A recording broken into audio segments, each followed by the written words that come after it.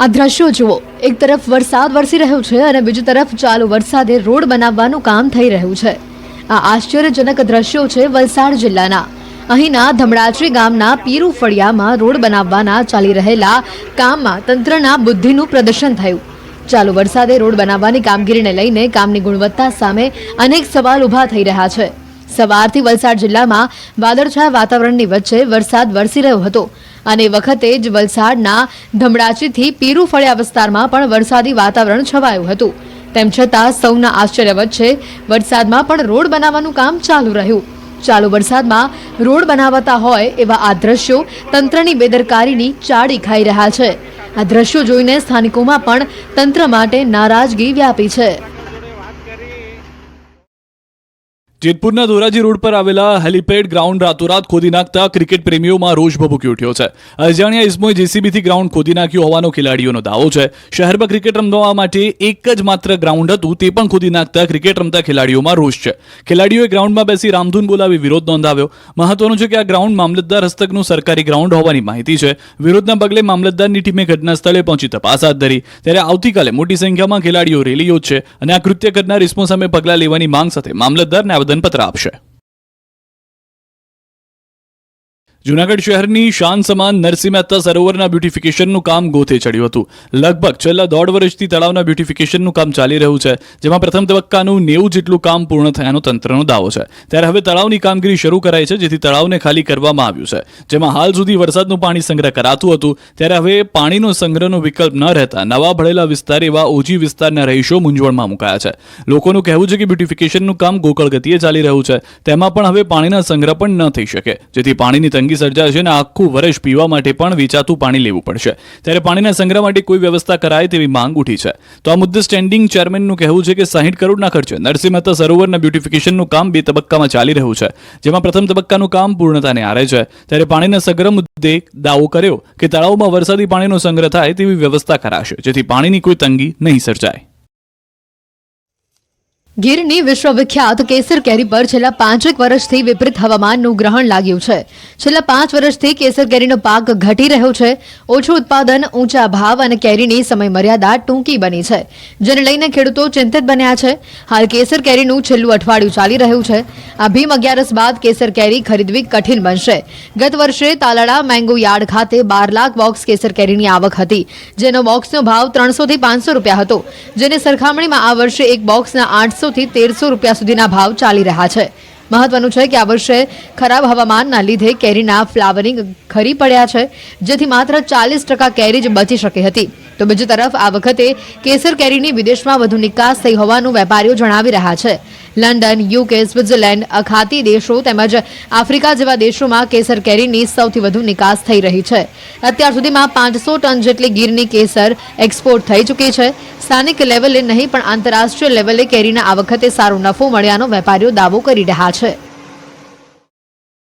ખંભાળિયા આવેલો 120 વર્ષ જૂનો કેનેડી પુલ જર્જરિત હાલતમાં હોવાથી છેલ્લા 1 વર્ષથી બંધ કરી દેવામાં આવ્યો છે. જ્યારે ચોમાસું નજીક આવતા નદીમાં પાણી ભરાઈ જવાની શક્યતા રહેલી છે. ખંભાળિયાથી પોરબંદર ભાણવડ જતા વાહનો તેમજ આસપાસના ગ્રામજનો અને સોસાયટીના રહીશોને 6 થી 7 કિલોમીટર ફરીને જવું પડશે. 6 મહિના પહેલા જ આ પુલના સમારકામમાં ગ્રાન્ટ પણ ફાળવવામાં આવી છે, પરંતુ 6 મહિનાથી આ પુલનું કામ શરૂ ન થતા લોકોમાં પણ નારાજગી જોવા મળી છે. આ પુલ વહેલી તકે બનાવવામાં આવે તેવી માંગ પણ ઉઠી છે. મહત્વનું છે કે આ પુલ જર્જરિત થઈ જતા 1 વર્ષ પહેલા તંત્ર દ્વારા આ પુલ પર અવરજવર પર રોક લગાવી દેવામાં આવી હતી. નદીના પટમાં ડાયવર્ઝન આપવામાં આવ્યું છે. જોકે ચોમાસામાં ધોધમાર વરસાદ વરસશે ત્યારે આસપાસના લોકોને અવરજવર કરવામાં ભારે હાલાકીનો સામનો કરવો પડશે. ચોમાસા દરમિયાન નદીમાં પાણી ભરાઈ જવાની શક્યતા હોવાથી લોકોને 7 કિલોમીટરનો ફેરો કરવો પડશે. કાળા ડિબાંગ વાદળો સાથે નર્મદા ચોમાસા જેવો માહોલ સર્જાયો. સાંજ પડતા તો ધોધમાર વરસાદ ખાબક્યો. સ્ટેચ્યુ ઓફ યુનિટી અને એકતાનગરમાં ભારે પવન સાથે ધોધમાર વરસાદની એન્ટ્રી થઈ. બીજી તરફ કેવડિયા આવેલા પ્રવાસીઓને ભારે ગરમીમાંથી રાહત મળી. વરસાદી વાતાવરણ એવું છવાયું કે થોડી વાર માટે અંધારપટ છવાઈ ગયો હતો. નર્મદા, સાગબારા, ડેડિયાપાડા વિસ્તારમાં પણ વરસાદી ઝાપટા પડ્યા. રાજપીપળા શહેરમાં પણ વાતાવરણમાં ભાવનગર જિલ્લાના પંથકમાં અચાનક વાતાવરણમાં પલટો જોવા મળ્યો. સિહોર, સોનગઢ સહિતના વિસ્તારમાં મિની વાવાઝોડા સાથે ભારે પવન ફૂંકાયો. ભારે પવન સાથે આસપાસના વિસ્તારમાં ધૂળની ડમરીઓ ઉડી. સિહોર, નવાગામ, સોનગઢ સહિતના વિસ્તારમાં પવન સાથે ધૂળની ડમરીઓ ઉડી. આ તરફ ગીર સોમનાથ પંથકમાં પણ મેઘાવી માહોલ છવાયો. ઉના, ગીર ગઢડા અને ગીર પંથકમાં વરસાદ વરસ્યો. તુલસીશ્યામ આસપાસના ગામડાઓમાં અસહ્ય ગરમી બાદ પવન સાથે ધોધમાર વરસાદ ખાબક્યો. ગીર ગઢડાના તુલસીશ્યામ, ધોકડવા, દશાધર સહિતના ગામોમાં ચોમાસા જેવો માહોલ છવાયો. છોટાઉદેપુરના નસવાડીમાં ગાજવીજ સાથે વરસાદી માહોલ જામ્યો. ધોધમાર વરસાદ પડતા અસહ્ય ગરમીથી રાહત મળી. ગ્રામ્ય વિસ્તારોમાં પણ ગાજવીજ સાથે વરસાદ વરસ્યો. છોટાઉદેપુર જિલ્લાની જીવાદોરી ગણાતી ઓરસંગ નદીમાં નવા નીર આવ્યા. મધ્યપ્રદેશમાં ભારે વરસાદ પડવાને કારણે ઓરસંગમાં ધમધમતો પ્રવાહ વહેતો થયો. પ્રથમ વરસાદમાં ઓરસંગ નદી બે કાંઠે વહેતી થઈ હતી. આ તરફ સુરતના ઉમરપાડામાં વરસાદી માહોલ જોવા મળ્યો. ઉમરપાડા, વડપાડા સહિત અનેક વિસ્તારોમાં પવન સાથે ધોધમાર વરસાદ પડ્યો. જિલ્લાના અનેક વિસ્તારોમાં વાદળછાયું વાતાવરણ છવાયું. ખેતરોમાં તલ અને અન્ય પાક ઊભો હોવાથી ખેડૂતોમાં ચિંતા છવાઈ. મહીસાગર જિલ્લાના વાતાવરણમાં પણ પલટો આવ્યો. ભારે બફારા બાદ બાલાસિનોરમાં વરસાદ વરસ્યો. ભારે ગરમી અને બફારા બાદ જિલ્લાના બાલાસિનોર નગરમાં વરસાદ વરસતા લોકોને ગરમીમાંથી રાહત મળી. દાહોદના ગરબાડા વિસ્તારમાં વરસાદનું આગમન થયું. કેટલાક વિસ્તારમાં પવનના સુસવાટા સાથે વરસાદ વરસ્યો. બપોર બાદ અચાનક વાતાવરણમાં પલટો આવતા અસહ્ય ગરમીથી લોકોને રાહત મળી. આ દ્રશ્યો જુઓ, એક તરફ વરસાદ વરસી રહ્યો છે અને બીજી તરફ ચાલુ વરસાદે રોડ બનાવવાનું કામ થઈ રહ્યું છે. આ આશ્ચર્યજનક દ્રશ્યો છે વલસાડ જિલ્લાના. અહીંના ધમડાચરી ગામના પીરુ ફળિયામાં રોડ બનાવવાના ચાલી રહેલા કામમાં તંત્રના બુદ્ધિનું પ્રદર્શન થયું. ચાલુ વરસાદે રોડ બનાવવાની કામગીરીને લઈને કામની ગુણવત્તા સામે અનેક સવાલ ઊભા થઈ રહ્યા છે. સવારથી વલસાડ જિલ્લામાં વાદળછાયા વાતાવરણની વચ્ચે વરસાદ વરસી રહ્યો હતો અને વખતે જ વલસાડના ધમડાચીથી પીરુ ફળિયા વિસ્તારમાં પણ વરસાદી વાતાવરણ છવાયું હતું. તેમ છતાં સૌના આશ્ચર્ય વચ્ચે વરસાદમાં પણ રોડ બનાવવાનું કામ ચાલુ રહ્યું. ચાલુ વરસાદમાં રોડ બનાવતા હોય એવા આ દ્રશ્યો તંત્રની બેદરકારીની ચાડી ખાઈ રહ્યા છે. આ દ્રશ્યો જોઈને સ્થાનિકોમાં પણ તંત્ર માટે નારાજગી વ્યાપી છે. જેતપુરના ધોરાજી રોડ પર આવેલા હેલીપેડ ગ્રાઉન્ડ રાતોરાત ખોદી નાખતા ક્રિકેટ પ્રેમીઓમાં રોષ ભભૂકી ઉઠ્યો છે.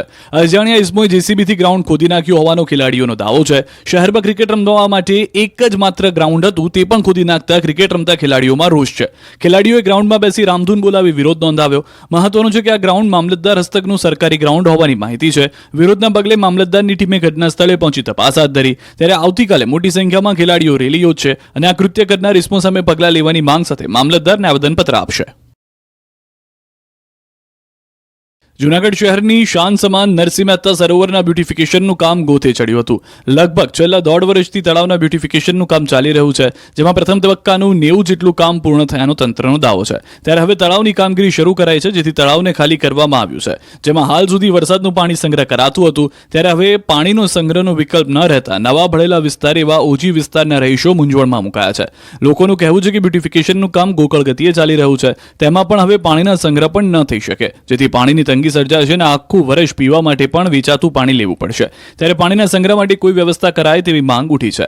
તો આ મુદ્દે સ્ટેન્ડિંગ ચેરમેનનું કહેવું છે કે 60 કરોડના ખર્ચે નરસિંહ મહેતા સરોવરના બ્યુટિફિકેશનનું કામ 2 તબક્કામાં ચાલી રહ્યું છે, જેમાં પ્રથમ તબક્કાનું કામ પૂર્ણતાને આરે છે. ત્યારે પાણીના સંગ્રહ મુદ્દે દાવો કર્યો કે તળાવમાં વરસાદી પાણીનો સંગ્રહ થાય તેવી વ્યવસ્થા કરાશે, જેથી પાણીની કોઈ તંગી નહીં સર્જાય.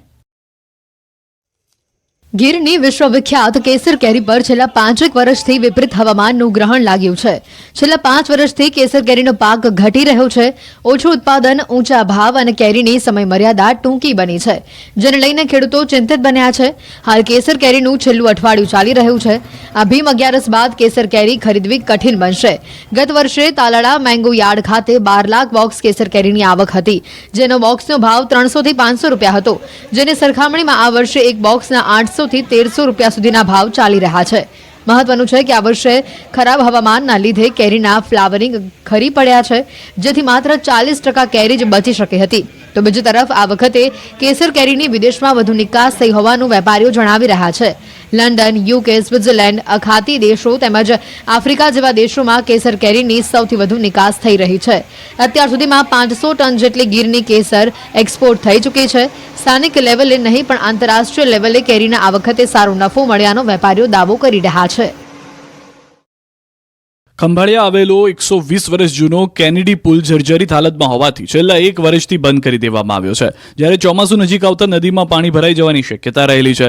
ખંભાળિયાથી પોરબંદર ભાણવડ જતા વાહનો તેમજ આસપાસના ગ્રામજનો અને સોસાયટીના રહીશોને 6 થી 7 કિલોમીટર ફરીને જવું પડશે. 6 મહિના પહેલા જ આ પુલના સમારકામમાં ગ્રાન્ટ પણ ફાળવવામાં આવી છે, પરંતુ 6 મહિનાથી આ પુલનું કામ શરૂ ન થતા લોકોમાં પણ નારાજગી જોવા મળી છે.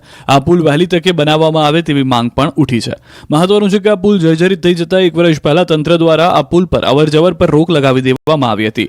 નદીના પટમાં ડાયવર્ઝન આપવામાં આવ્યું છે. જોકે ચોમાસામાં ધોધમાર વરસાદ વરસશે ત્યારે આસપાસના લોકોને અવરજવર કરવામાં ભારે હાલાકીનો સામનો કરવો પડશે. ચોમાસા દરમિયાન નદીમાં પાણી ભરાઈ જવાની શક્યતા હોવાથી લોકોને 7 કિલોમીટરનો ફેરો કરવો પડશે. કાળા ડિબાંગ વાદળો સાથે નર્મદા ચોમાસા જેવો માહોલ સર્જાયો. સાંજ પડતા તો ધોધમાર વરસાદ ખાબક્યો. સ્ટેચ્યુ ઓફ યુનિટી અને એકતાનગરમાં ભારે પવન સાથે ધોધમાર વરસાદની એન્ટ્રી થઈ. બીજી તરફ કેવડિયા આવેલા પ્રવાસીઓને ભારે ગરમીમાંથી રાહત મળી. વરસાદી વાતાવરણ એવું છવાયું કે થોડીવાર માટે અંધારપટ છવાઈ ગયો હતો.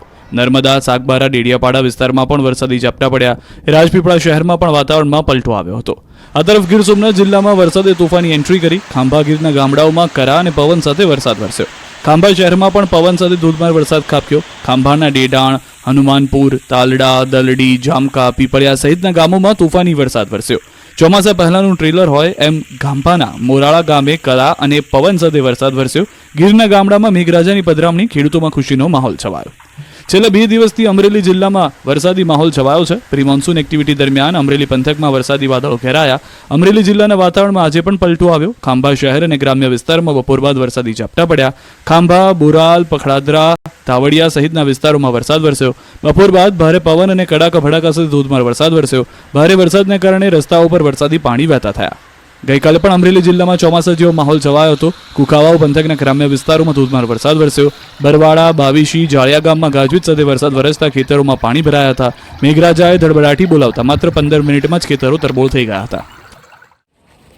રાજકોટ જિલ્લામાં રેતી માફિયાઓને જાણે કે મોકળું મેદાન મળ્યું હોય તેમ દાદાગીરી પર ઉતરી આવ્યા. ઉપલેટાના નીલાખા ગામે રેતીના લીઝ ધારકો સામે ફરિયાદ નોંધાઈ છે. લીઝ ધારકોએ કોઈપણ જાતની પૂછપરછ કર્યા વગર મહિલાઓ સાથે રકઝક કરી હતી અને ત્યારબાદ ધોકા પાઇપ વડે હુમલો કરી મહિલાઓને ઢોર માર માર્યો હતો. માર મારતા 2 મહિલાઓ ગંભીર ઇજાગ્રસ્ત થઈ હતી. ઘટનાની જાણ થતાં જ પોલીસ સ્થળ ઉપર પહોંચી અને 4 થી 5 ઇજાગ્રસ્તોને હોસ્પિટલ ખસેડવામાં આવ્યા. રેતી માફિયાઓની દાદાગીરી સામે ગામજનોમાં રોષ ભભૂકી ઉઠ્યો છે. ગામ લોકોએ ડેપ્યુટી કલેક્ટરને આવેદનપત્ર આપી કડક કાર્યવાહીની માંગ કરી છે.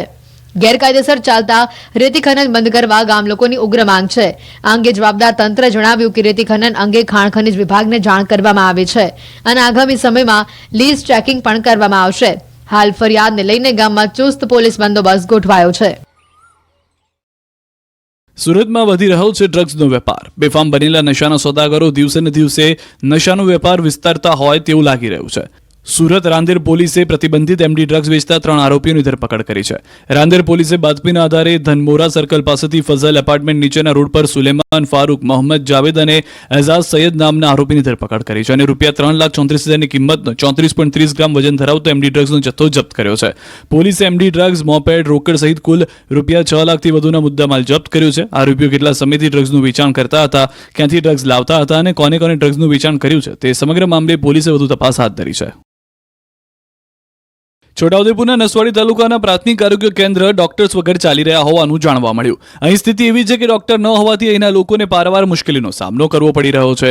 ન્યૂઝ 18 ગુજરાતીની ટીમ ફિલ્મી કલાકાર ફારૂક શેખના ગામે પહોંચી. તેમણે જણાવ્યું કે વર્ષો પહેલા અહીંના સરકારી દવાખાનામાં ઇલાજ માટે દૂર દૂરથી લોકો આવતા હતા, પણ આજે અદ્યતન હોસ્પિટલ હોવા છતાં આ હોસ્પિટલો ડોક્ટર્સ વગર અર્થવિહીન છે. તો બીજી તરફ આરોગ્ય કેન્દ્રના સ્ટાફ મેમ્બર્સને છેલ્લા 4-5 મહિનાથી પગાર ન ચૂક્યો હોવાનું પણ જાણવા મળ્યું છે. આ મામલે આરોગ્ય અધિકારી જણાવ્યું કે રેગ્યુલર ડોક્ટર્સ તો છે, પરંતુ બોન્ડ પરના જે ડોક્ટર્સ છે તે પરીક્ષા માટે રજા પર ઉતર્યા છે. આ તરફ સ્થાનિકોએ આ વિસ્તારમાં ડોક્ટરની વ્યવસ્થા કરવાની ઉગ્ર માંગ કરી છે. પત્નીની હત્યા કરનાર પતિ 11 દિવસ બાદ ઝડપાઈ ગયો. વડોદરામાં પત્નીની હત્યા કર્યા બાદ 11 દિવસ સુધી નાસ્તો ફરતો પતિ આખરે પોલીસના હાથે પકડાયો. છૂટાછેડાનો કેસ કરનાર પત્નીની પતિએ હત્યા કરી નાખી હતી. બેલગામમાં પરમ એવન્યુમાં ખૂની ખેલ ખેલાયો હતો. હત્યા કર્યા બાદ પતિ કેતન ફ્લેટને તાળું મારીને ફરાર થઈ ગયો હતો. ત્યારબાદ પોલીસે તપાસના ધમધમાટ તેજ કર્યો. વિદેશમાં રહેતા બાળકોને સંપર્ક ન થતા શંકા ગઈ હતી. પોલીસથી બચવા આરોપી કેતન પટેલ અમદાવાદ, દિલ્હી અને નેપાળ ભાગતો ફરતો હતો. પૈસા માટે પત્ની પાસે સતત માંગણી કરતો અને ત્રાસ પણ આપતો હતો. અગાઉ શેરબજારમાં પૈસા પણ હારી ગયો હતો હત્યારો પતિ. પહેલા પતિ સાથે છૂટાછેડા બાદ મહિલા ફેસબુકના માધ્યમથી કેતન પટેલ સાથે સંપર્કમાં આવી હતી.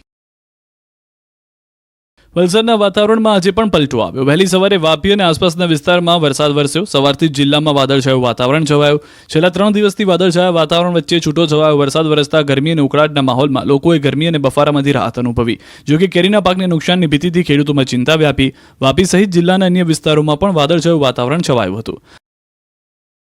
આ તરફ આણંદ, વલ્લભ વિદ્યાનગર, બાકરોલમાં વરસાદી માહોલ જામ્યો. હવામાન વિભાગની આગાહી મુજબ ઝરમર વરસાદ વરસ્યો. કેટલાય દિવસોથી ભીષણ ગરમી સહન કર્યા બાદ વરસાદ વરસતા વાતાવરણમાં ઠંડક પ્રસરી. અરવલ્લી જિલ્લામાં ગઈકાલથી જ વરસાદી માહોલ જામ્યો. મોડાસા અને ભિલોડા તાલુકામાં મોડી રાત્રે વરસાદ વરસ્યો. ઇસરોલ, જીવણપુર, સુનોક, વાસેરા, કંપામાં ગાજવીજ સાથે વરસાદ. અનેક વિસ્તારમાં વીજળી ગુલ. વરસાદ વરસતા ગરમીમાંથી લોકોને રાહત મળી. રાજકોટ જિલ્લાના ધોરાજી તાલુકાના ભોળા ગામ નજીક નર્મદાની મુખ્ય પાઇપલાઇનમાં ભંગાણ સર્જાયું. નર્મદાની મુખ્ય પાઇપલાઇનમાં ભંગાણ સર્જાતા પુષ્કળ પ્રમાણમાં પાણીનો વેડફાટ થયો. એક તરફ ધોરાજી તાલુકાના ગામડાઓમાં પીવાના પાણીની સમસ્યા તો બીજી તરફ પાણીનો વેડફાટના આ દ્રશ્યો સામે આવ્યા.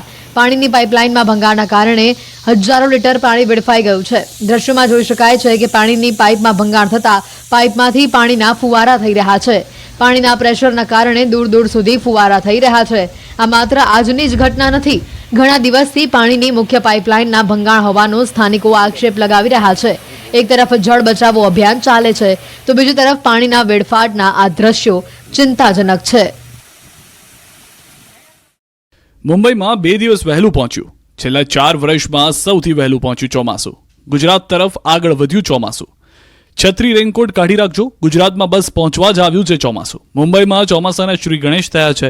ચોમાસું સમય કરતાં 2 દિવસ વહેલું મુંબઈ પહોંચ્યું છે. મુંબઈમાં વિધિવત રીતે ચોમાસાનો પ્રારંભ થયો છે.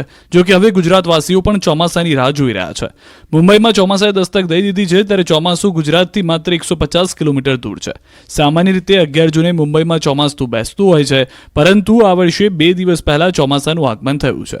કેરળમાં પણ 2 દિવસ વહેલા ચોમાસું બેઠું હતું. જો આ જ રીતે ચોમાસું આગળ વધે તો આગામી 2-3 દિવસમાં દક્ષિણ ગુજરાતથી ચોમાસાની એન્ટ્રી થઈ શકે.